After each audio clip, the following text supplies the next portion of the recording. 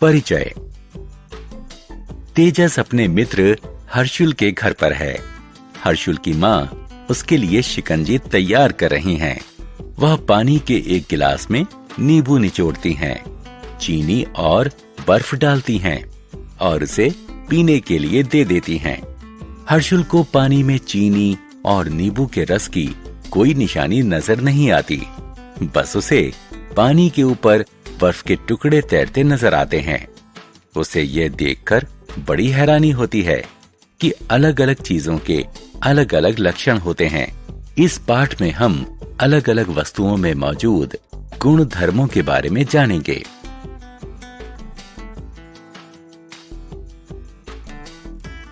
उद्देश्य। इस पाठ के अंत में आप निम्न करने में सक्षम हो जाएंगे।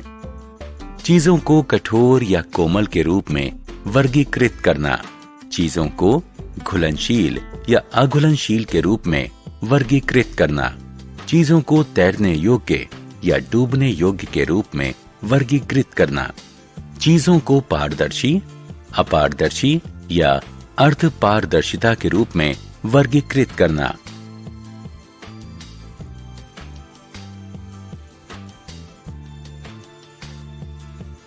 पदार्थ की कठोरता। आइए पदार्थ की कठोरता या कोमलता की अवधारणा को समझने के लिए एक छोटा सा प्रयोग करते हैं। एक स्पंज को पानी में डुबोइए। अब पानी से भीगे हुए एक पत्थर को लीजिए। अब दोनों को दबाकर उनमें से पानी निचोड़ने की कोशिश कीजिए। आप इन दोनों में से किसको दबा पा रहे हैं? जी हाँ, स्पंज को। क्या आप पत्थर को निचोड़ पा रहे हैं? आप ऐसा नहीं कर पाएंगे। जिन चीजों को दबाना मुश्किल होता है उन्हें कठोर वस्तु कहा जाता है और जिन चीजों को दबाना आसान होता है उन्हें कोमल चीज कहा जाता है। पानी में पदार्थ की घुलनशीलता। पायल का भाई एक फुटबॉल मैच के बाद घर लौटा है। वो पसीने में तरबतर है। उसकी माँ एक गिलास पानी लेती है, उसमें एक चम्मच ग्लूकोज मिलाती है और उसे फौरन ऊर्जा देने के लिए ये पानी पीने को देती है। पायल का ध्यान एक बात की तरफ जाता है कि ग्लूकोज पानी में तुरंत ही घुल जाता है। वह कुछ और चीजों के साथ भी ऐसा ही प्रयोग करने के बारे में सोचती है। उसे पता चलता है कि नमक और चीनी जैसी कुछ चीजें पानी में आसानी से घुल जाती हैं। उसने ये भी देखा कि कुछ चीजें पानी में नहीं घुलती हैं, जैसे कि नारियल का तेल, सरसों का तेल, पत्थर और कंचे वगैरह। जो पदार्थ पानी में आसानी से घुल जाते हैं उन्हें घुलनशील पदार्थ कहा जाता है। जो पदार्थ पानी में नहीं घुलते हैं उन्हें अघुलनशील पदार्थ कहा जाता है। कुछ गैसें भी पानी में घुल जाती हैं, जैसे कि ऑक्सीजन। पानी में घुली हुई ऑक्सीजन पानी में रहने वाले जानवरों को जिंदा रहने में मदद करती है। पदार्थ की तैरने की योग्यता। बहुत तेज बारिश हुई है और प्राची के घर के सामने पानी से भरा एक बड़ा सा गड्ढा बन गया है। वो बहुत रोमांचित है। वो पहले उसमें एक पत्थर फेंकती है। पत्थर इस गड्ढे में गायब हो जाता है। फिर वो एक पत्ती फेंकती है, लेकिन ये तैरने लगती है। आप इसकी वजह जानते हैं? जी हाँ, पत्थर इसलिए डूब जाता है क्योंकि ये भारी है। पत्ती इसलिए तैरती रहती है क्योंकि ये हल्की है।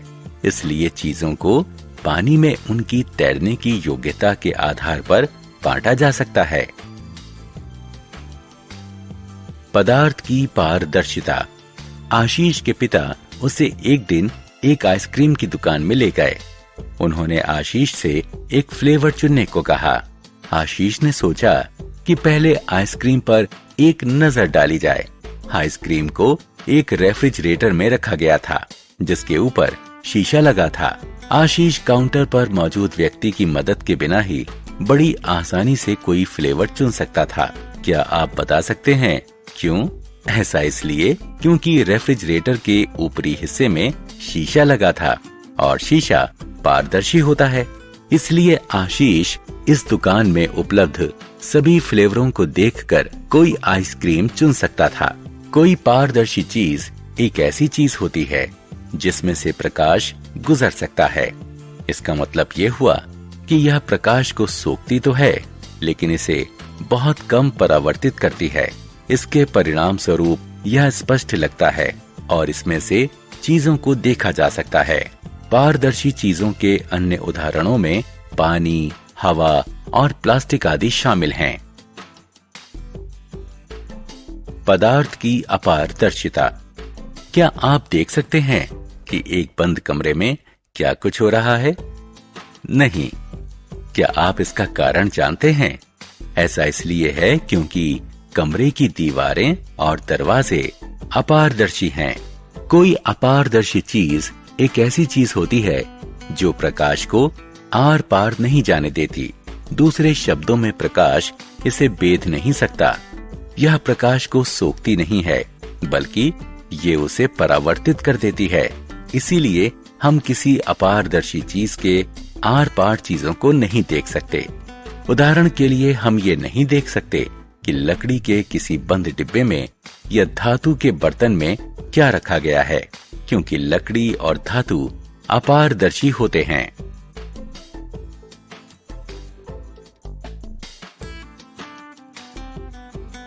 पदार्थ की अर्धपारदर्शिता। रेखा एक रुमाल की कढ़ाई करने की तैयारी कर रही है। उसने एक किताब में एक डिजाइन देखा है। वह रुमाल पर इसी डिजाइन को बनाना चाहती है। वह अपने रुमाल पर किताब से इस डिजाइन की नकल करने के लिए एक ट्रेसिंग पेपर का इस्तेमाल करती है। अब वह कढ़ाई करने के लिए तैयार है। इस कढ़ाई को संभव बनाया पारभासी ट्रेसिंग पेपर ने। कोई पारभासी पदार्थ एक ऐसा पदार्थ होता है जिसमें पारदर्शी और अपारदर्शी दोनों पदार्थों के गुण होते हैं। यह कुछ प्रकाश तो सोख लेता है और बाकी को परावर्तित कर देता है। सोखा गया प्रकाश छितराए हुए या डिफ्यूज तरीके से आगे बढ़ जाता है। पारभासी चीजों के अन्य उदाहरण हैं कागज, पैराफिन वैक्स और ग्रीस्ड पेपर आदि। सारांश। आइए हमने जो कुछ सीखा है उसे संक्षेप में दोहराएं।